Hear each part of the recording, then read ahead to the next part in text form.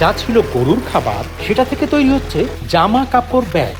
অদ্ভুত শোনালেও দেশেই এখন পুরো কাজটি হচ্ছে এবং সেগুলো যাচ্ছে বিদেশে। 42টা কান্ট্রিতে বাংলাদেশ থেকে বিভিন্ন ধরনের সাস্টেনেবল পণ্য যায়, শুধুমাত্র পাইনাপলটা না, মানে বিশেষ করে ইউরোপ বেসড যে কান্ট্রিগুলোতেই বেশি যায়। এই বিশাল কারখানায় এমন ফেলনা জিনিস থেকে তৈরি হচ্ছে বহু পণ্য যা ভাবনার বাইরে। এখানে ফেলে দেয়া আনারসের পাতা থেকে আমাদের যে আনারস গাছগুলো ফল চাষ করার পরে ফেলে দিতে হয়, সেই গাছগুলো থেকে আমরা পাতা সংগ্রহ করার পরে আমরা এই মেশিনটাই এটাকে এক্সট্রাকশন করে আমরা এই সুন্দর ফাইবারগুলো পেয়ে যাই। এই ফাইবারটা অনেকটা কটন এবং সিল্কের মাঝামাঝি এটার প্রপার্টিজ অবস্থান করে, এবং এটা আমরা কিন্তু সরাসরি হাতে যেরকম আমরা বেনি, দড়ি এগুলো বুনন করে আমরা হোম ডেকোর আইটেম তৈরি করতে পারি, পাশাপাশি আমাদের এই ফাইবারটা সরাসরি টেক্সটাইল স্পিনিং মিলে নিয়ে গিয়ে কটনের সাথে ব্লেন্ড করে কিন্তু আমরা সুতা তৈরি করি, যেটা থেকে আমরা শার্টের কাপড়, পাঞ্জাবির কাপড় এবং অন্যান্য হোম টেক্সটাইল আইটেমও আমরা কিন্তু করে থাকি। টেক্সটাইল ফাইবার নিয়ে সারা বিশ্বে সবসময় গবেষণা হতে থাকে। পরবর্তী সময়ে বাংলাদেশের বিভিন্ন দাতব্য সংস্থা থেকে শুরু করে আমাদের পুরো বাংলাদেশ উইমেন চেম্বার্স অফ কমার্সের সাথে এবং ইউরোপীয় ইউনিয়নের সাথে যৌথভাবে কিন্তু এই ফাইবারগুলো নিয়ে গবেষণা করেছে। আপনি জানেন যে মধুপুর অঞ্চল আনারসে ভরপুর, সেখানে প্রচুর পরিমাণে আনারস বাগান যখন কেটে ফেলা হয় তখন এই গাছগুলো কিন্তু পরিবেশের জন্য ক্ষতিকর থাকে। কৃষকদেরকে এক্সট্রা টাকা পয়সা খরচ করে কিন্তু বাইরে ডিকম্পোজ করতে হয় বা নিয়ে যেতে হয়। অনেকে গরুর খাবার খাওয়ায়,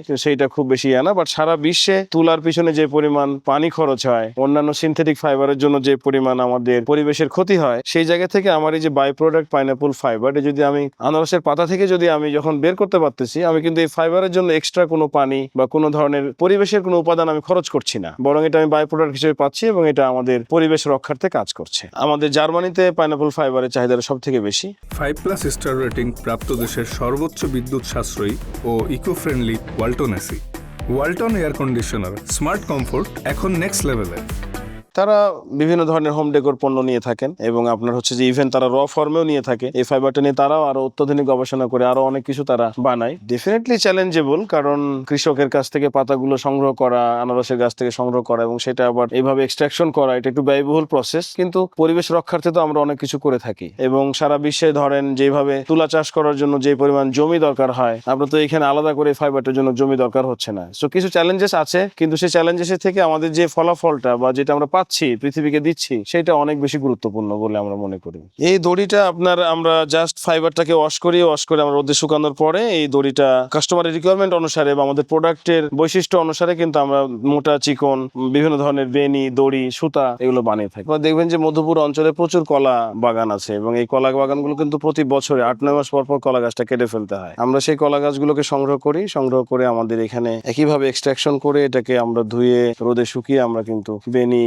দড়ি, বিভিন্ন ধরনের হ্যান্ডমেড আইটেমের জন্য রেডি করে ফেলি। কলা গাছের ফাইবারটা বেশি ভঙ্গুর প্রকৃতির, এটা টেক্সটাইলে স্পিনিং এ খুব বেশি কাজে লাগে না, আমাদের হাতের কাজই বেশি হয়। আর পাইনাপলটা তো আমরা সরাসরি টেক্সটাইলে ইউজ করতে পারি। অনেক পার্থক্য, পাইনাপল ফাইবারটা বেশ দামি, পরিমাণে খুব কম হয়। আমাদের কলা গাছের ফাইবারটা সস্তা, পরিমাণে বেশি হয়। তবে এটা নরমালি জুটের বিকল্প হিসেবে আর এটা কটনের বিকল্প হিসেবে আমরা ব্যবহার করতে পারি। এই আনারসের পাতাগুলো হচ্ছে গরু ছাগলেই কিন্তু খাইতো এক সময়, সেটা আমরা বিগত 5-7 বছর ধরে কিন্তু এখন এটা বিদেশে যাচ্ছে, ফাইবার আকারেও যাচ্ছে, আমাদের বিভিন্ন প্রোডাক্ট আকারেও যাচ্ছে এবং বৈদেশিক রেভিনিউ কিন্তু আমরা আর্ন করছি। এটা আমাদের পাইনাপলের সুতা। সেই সুতাগুলো আমরা কিন্তু কটনের সাথে পাইনাপল সুতাতে আমরা ব্লেন্ড করে আমাদের এখানে তাঁতের মধ্যে আমরা কাজ করি।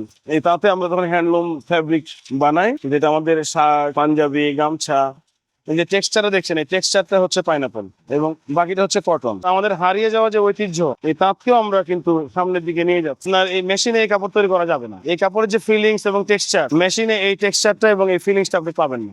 সন্দেহ তো ছিল কঠিন কাজ পারবো কিনা, তারপর শিখলাম। নিজের করার চলে, সংসারে কিছু দেওয়া হয়। আমি জানতাম না এসব, যে মানে কলা গাছ থেকে বা আনার গাছ থেকে সুতা তৈরি হতে পারে বা এটাতে কাপড় তৈরি হতে পারে। কাপড়টা ধরতে অনেক সফট, অনেক নরম এবং ইউজ করলে আরাম পাওয়া যায়। নিজে ব্যবহার করছি। আমি পাট পণ্য নিয়ে কাজ করি, আমি ফ্যাব্রিক উৎপাদন করি। বুরুক্রাফটে আসা হয় এখানে হচ্ছে উদ্যোক্তাদের জন্য একটা সুযোগ সৃষ্টি করে দিয়েছে। ওনারা চায় উদ্যোক্তা তৈরি করার জন্য, সেই হিসাবে আমার এখানে আসা হয়। আমার নিজের কিছু ব্যক্তিগত প্রোডাক্ট আছে, সেগুলো এখান থেকে প্রোডাকশন করি এবং ডেভেলপমেন্ট করি। আর ওনারা সর্বোচ্চ করতেছে আমার জন্য না, শুধু সকল উদ্যোক্তাদের জন্য, যার জন্য আমার এখানে আসা হয়। হ্যাঁ, শেখার জন্য আসি, আমার কিছু অর্ডার থাকে, সেগুলো নিয়ে আমি কাজ করার জন্য আসি। বাংলাদেশের অনেক মানুষজন যারা ভালোবাসে পাট পণ্য এবং দেশীয় পণ্যকে, তারা কিন্তু আমাদের এখানে এসে কিনতে চায়। So আমরা যেমন এগুলো আমরা জুট, এখানে নারকেলের বাটন, এটা কলা গাছের বেনি দড়ি, এখানে হচ্ছে কাঠের উডের ছোট ছোট কাজ, এখানে আমাদের পাইনাপল রোপের ছোট ছোট কাজ, হ্যাঁ, পাশাপাশি এখানে আমরা জুট এবং ব্যানানা দিয়েছি।